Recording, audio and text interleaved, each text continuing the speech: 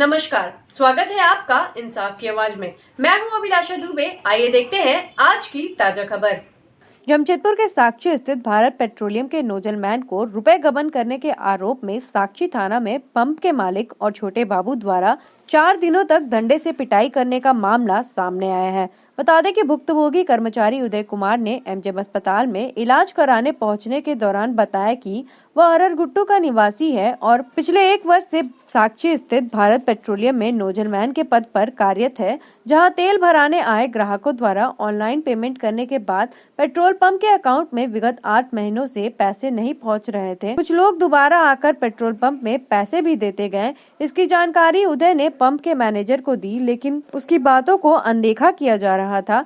लेकिन पिछले दिनों 8 महीनों का रुपए के लेन देन की जांच की गई तो लगभग 19,000 का हेरफेर सामने आया है, जिसका आरोप पंप मालिक दिनेश संथालिया ने उदय कुमार पर लगाया। इसकी आलोक में दिनेश संथालिया ने साक्षी थाना के सहायता से 20 दिसंबर को रात 11:30 बजे उदय को हररगुट्टू वाले घर से उठाकर साक्षी थाना लाया गया, जहां 4 दिनों तक रखा गया। और इस दौरान उदय कुमार ने आरोप लगाया है कि पंप मालिक दिनेश संस्थालिया और साक्षी थाना के छोटे बाबू परवेज आलम ने कपड़े उतार के डंडे से जमकर पिटाई की, जो शरीर पर बड़े निशान साफ दर्शाता है कि उसके साथ शारीरिक और मानसिक प्रताड़ना की गई।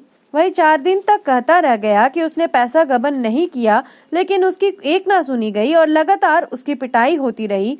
अंततः पंप के मालिक ने उसे विभिन्न कागजात और दस्तावेज पर हस्ताक्षर करवाए और 1 महीने के अंदर पूरे पैसे रिकवर करने की चेतावनी दी। इतना ही नहीं, उदय कुमार ने यह भी बताया कि उसकी पत्नी से 1 लाख मूल्य के गहने और बैंक खाता से अब तक 63,000 रुपए की निकासी कर ली गई है और चेतावनी दी गई कि अगर रुपए की भरपाई नहीं करता है तो उसे पैसे के बल पर हाथ पैर तोड़वा कर जेल में रखा जाएगा या फिर उसकी हत्या कर रेलवे ट्रैक में फेंक दिया जाएगा। इन लोगों की धमकी से उदय कुमार और उसका परिवार डरा सहमा हुआ है। फिलहाल शरीर की चोट के दर्द को सहन नहीं कर पाने से वह सोमवार को इलाज कराने एमजेएम अस्पताल पहुंचा, जहां उसने बताया कि इसकी शिकायत मानव अधिकार संगठन और प्रशासन के उच्च अधिकारियों से कर जान माल की रक्षा और न्याय की मांग करेगा। और काम करते समय जो कस्टमर लोग पेटीएम करते हैं, तो पेटीएम में कभी कभी होता था कि पेमेंट फंस जाता था। कस्टमर का पेमेंट शो करता था और वो कंपनी के अकाउंट में नहीं आता था, जिसके बारे में मैंने मैनेजर को भी 2 बार इत्तला किया था। मैनेजर बोला कि मैं ठीक है देख लूंगा, लेकिन इस पर कोई जांच नहीं किया। और ये होता रहा होते होते अभी इन्होंने क्या किया है कि 8 महीने का ये लोग स्टेटमेंट निकाले हैं।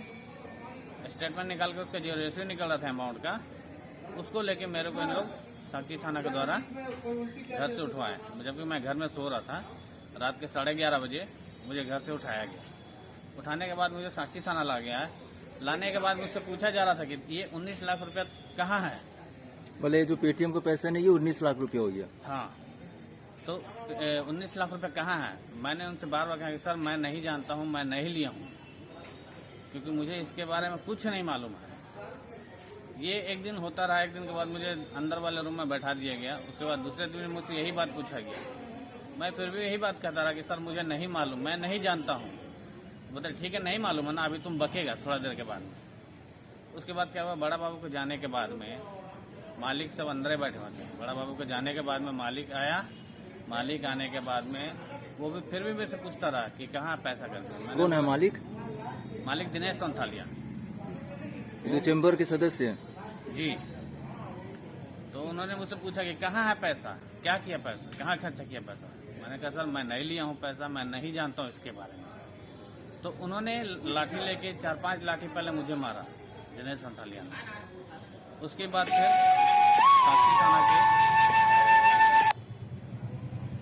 साक्षी थाना के छोटे बाबू परवेज आलम ने मुझे पिछवाड़े में मुझे मारना स्टार्ट किया। बहुत मारा सर, बहुत मारते मेरे पैंट खुलवाया गया। मेरे पैंट खुलवा के मुझे मारा गया। मारने के बाद में मुझे मारते मेरे बॉस जो थे वो मुझे क्या बोल रहे हैं, तुमको जेल भेजेंगे तो हाथ पैर तुड़वा के भेजेंगे। हम चाहेंगे तो तुम्हारा पैर और हाथ का नाखून उखड़वा लेंगे और तुमको जेल में सड़ा देंगे। जेल में हमको 30 लाख रुपए फेंकना पड़े, मैं 30 लाख रुपए जेल में फेंकूंगा और तुमको 7-8 साल के लिए वहीं सड़ा दूंगा। ये कौन बोला? ये मालिक बोला दिनेश संथाली। फिर आप कैसे निकले बाहर? फिर मैं निकला हूँ कि सर जब ये होने के बाद में फिर 2 दिन के बाद मुझे 24 तारीख को फिर मुझे बुलाया गया, मुझे बहुत डराया गया, धमकाया गया कि तुमको ऐसा कर देंगे वैसा कर देंगे, तुमको मार के तुमको रेलवे गया। और उन्होंने 8-10 पन्ने सादे पन्ने पे मुझसे साइन करवाया और 2 पन्ने पे रेवेन्यू स्टाम्प लगा के मुझसे साइन करवाया। उसके बाद में मैनेजर को मेरे घर भेजा, मेरी वाइफ से मुझे वीडियो कॉलिंग पे बात करवाया और बोला कि घर से जो भी जेवरात हो रहा था सब मंगाओ। तो मैंने घर से वाइफ के जेवरात मंगाया, मेरे 2 चांदी के चैन थे वो सब मंगवाया, मेरे चेकबुक मंगवाया, यूनियन बैंक ऑफ इंडिया के चेकबुक मंगवाया, मेरा ATM कार्ड मंगवाया गया, चेकबुक 4 चेकबुक पे मुझसे साइन करवाया गया ब्लैंक चेक पे। ठीक है सर। कितने का रकम का अंदाजा लग रहा आपसे लिया या लेने का प्रयास कर रहे हैं?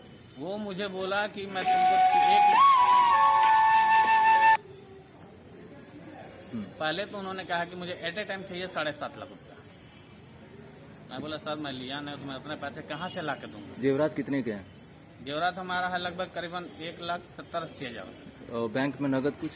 बैंक से नगद मेरा था 85,000 का, जिसमें से इन लोगों ने मेरे ATM से विड्रॉ किया है 63,000 रुपया अभी तक विड्रॉ किया गया है। मतलब 1,63,000 इन लोग नगद और कैश ले लिया। जी जी। ठीक है, इसके बाद आपको छोड़ा गया? उसके बाद सब। आज के लिए इतना ही, फिर मिलते हैं एक नई खबर के साथ। नमस्कार।